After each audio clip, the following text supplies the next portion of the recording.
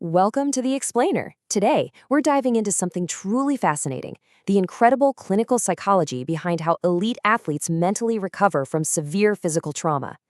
We always see the physical side of a sports injury, right? The casts, the intense surgeries, the grueling physical therapy. But what actually happens in the mind? How does an athlete rebuild their psychological armor after it's been completely shattered? Well, let's get right into it. I want to hook you immediately with one of the most harrowing, unbelievable stories in the entire history of sports. On August 1st, 1976, Formula One driver Niki Lauda was trapped in his burning Ferrari at the Nürburgring. It was horrific. He suffered severe burns to his head and face and inhaled toxic gases that completely ravaged his lungs. His condition was literally so dire that he was read his last rites in the hospital. Yet, just weeks later, he somehow arrived at the Fiorano test track. His former team manager, Daniele Audetto, described the moment Lauda walked in, saying, "He was so pale, plenty of scars, he lost hair, he could not close his eyes. He was like a ghost." And honestly, that brilliantly captures the sheer insanity of Lauda's recovery timeline. Look at this. Day 1 is the near-fatal crash. By day 35, he is already back in a Formula One car testing at Fiorano. He's lost 10 kilos, he's wearing a racing suit that is practically swallowing him whole because it's so large now. And then by day 42, just 6 weeks after nearly burning to death, he actually races at Monza and finishes 4th.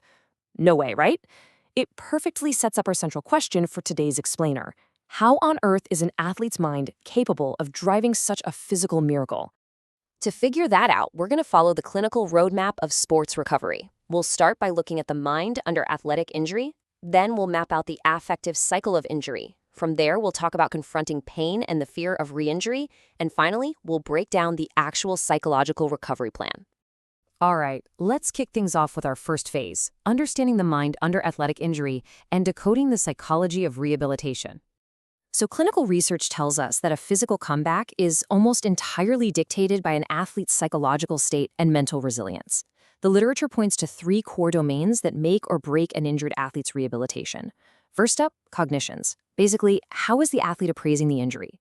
Do they see it as the devastating end of their career or as a massive test of their character? Second, emotions. This is a huge spectrum, ranging from profound feelings of loss and intense frustration early on to eventual excitement as they start hitting their rehab milestones. And third, behaviors. This is where the rubber really meets the road. We're talking goal setting, coping skills, and actually sticking to their physical therapy even when it's absolutely agonizing. To really grasp the gravity of that emotional domain, consider this powerful thought from NBA All-Star Jeff Petrie. He noted that a serious injury is one of the most traumatic things that can happen, specifically because it threatens those feelings of invincibility and immortality. Because athletes rely so heavily on their physical skills, and because their whole identity is so deeply wrapped up in what they do, an injury is tremendously threatening to their self-identity. It completely hits the nail on the head.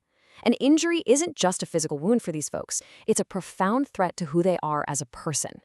Which brings us smoothly to our next phase, the affective cycle of injury, or what is essentially a massive emotional roller coaster.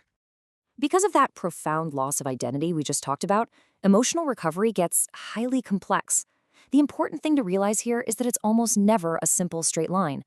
Take a look at this clinical triangle model developed by sports psychologist John Hale. It perfectly visualizes how athletes constantly bounce between 3 fluctuating states: distress, denial, and determined coping. The engine driving rehabilitation is constantly shifting between these points. Distress is that raw, heavy emotion of loss. Denial is basically unacknowledged distress, and determined coping is the proactive, aggressive push forward. And here's the wild part. Athletes can cycle through these phases over months, or they might bounce between all 3 within a single hour of physical therapy. The absolute key here is determined coping. This is so much more than just a resigned acceptance that you're hurt. It's moving into vigorous, highly proactive, and goal-driven behavior. Think back to Niki Lauda. Remember him at the Fiorano test track? He actually demanded tighter seatbelts because he had lost so much muscle mass that he was sliding around in the car. And then he went out and nearly broke the lap record. That is literally the ultimate clinical manifestation of determined coping. He wasn't just sitting around waiting to heal. He was actively engineering his own return. Now, we do have to talk a bit about denial, because in clinical psychology, it has a really fascinating dual nature. Believe it or not, it can actually be functional. Functional denial protects an athlete from being completely swallowed whole by negative emotions, letting them maintain a positive focus in the short term. But of course, it flips and becomes incredibly harmful if it causes them to ignore the severity of their injury. If they're in harmful denial, they might completely blow off their rehab regimen or try to return to their sport dangerously early. All right, moving into the third part of our roadmap, confronting pain and the intense fear of re-injury. These are the invisible barriers. These invisible barriers are brutal. They can completely derail even the most determined athlete's progress. To get past them, pain management has to be incredibly strategic. Athletes essentially use a 4-quadrant pain sport matrix to survive physical exertion. It's like a brilliant mental chessboard. Associating to both pain and sport is great when you need to check if your technique is causing bad, damaging pain. On the flip side, disassociating from both is perfect during breaks when you desperately need some psychological rest. Now, disassociating from pain while associating to sport. That's what athletes do in the heat of a game to just ignore routine, benign aches. And finally, associating to pain but disassociating from the sport is absolutely vital during downtime for assessing chronic, nagging injuries. But right alongside that physical pain, there is fear. And the visceral, raw reality of fear is perfectly captured by Olympic alpine gold medalist Kathy Craner-Phillips. She explained it like this. Your mind is racing. You feel your heartbeat pounding in your chest. The image of you falling all the way to the bottom is foremost in your mind. That right there shows you exactly how anxiety can completely consume an athlete's focus, turning a standard physical action into an absolute psychological nightmare. And the crazy thing is, this fear is incredibly dangerous to their actual recovery. If you follow the branches of this psychophysiologic model of risk, you'll see fear triggers 2 very distinct, very bad reactions. Physiologically, it causes your muscles to guard, brace, and tense up. Psychologically, it completely tanks your concentration and makes you super distractible. So what happens when you combine stiff, tense muscles with a distracted, racing mind? It leads directly to the disruption of your natural biomechanics. So paradoxically, the intense fear of re-injury actually dramatically increases your physical risk of getting hurt again.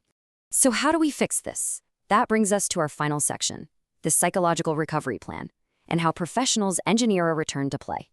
To rebuild an athlete psychologically and defeat that paralyzing fear, sports medicine professionals have to actively intervene. Often, the very first step is reframing the entire situation. Take this perspective from elite cyclist Lance Armstrong regarding his battle with cancer. He said, "The more I thought about it, the more cancer seemed like a race to me. Winning my life back would be the biggest victory." This is a perfect example. Clinical psychologists deliberately help athletes reframe their grueling rehabilitation as a brand new athletic challenge. It forces them to lean on their existing competitive strengths and gives them the mental tools to take charge, rather than just feeling like a helpless, passive patient in a clinic. While the clinical literature actually outlines a massive 10-skill intervention plan for this whole process, there are 3 steps that are just absolutely paramount. First is injury education. This is all about empowering the athlete with detailed, practical info so they actually feel invested in the process. Next is managing emotions, teaching them specific, actionable skills to cope with the inevitable distress and wild mood swings of rehab. And finally, becoming a renewed athlete. This means helping them absorb all the brutal lessons they've learned so that when they return to their sport, they aren't just physically healed, they're psychologically reinvigorated and wiser. Ultimately, all of these psychological interventions build toward one overarching goal, creating what clinicians call the survival mindset. This is the absolute pinnacle of mental toughness. It means training your brain to focus 100% of its energy on controlling the controllables, your own thoughts, your attitude, your daily actions in rehab, and completely, unapologetically letting go of the unpredictable variables that you simply can't control. Whether it's Niki Lauda strapping himself back into a Formula One car just 42 days after a fiery crash, or a high school athlete grinding through physical therapy for a torn ACL, the clinical psychology is exactly the same. Recovery is never just physical. It is a profound mental reconstruction. So I want to leave you with this to chew on. You might not be an elite athlete, but we all face setbacks, right? We all face our own traumas. How can you apply the concepts of determined coping and the survival mindset to control the controllables and conquer your own daily adversities? Something to think about. Thanks so much for joining me on this explainer, and I'll see you next time.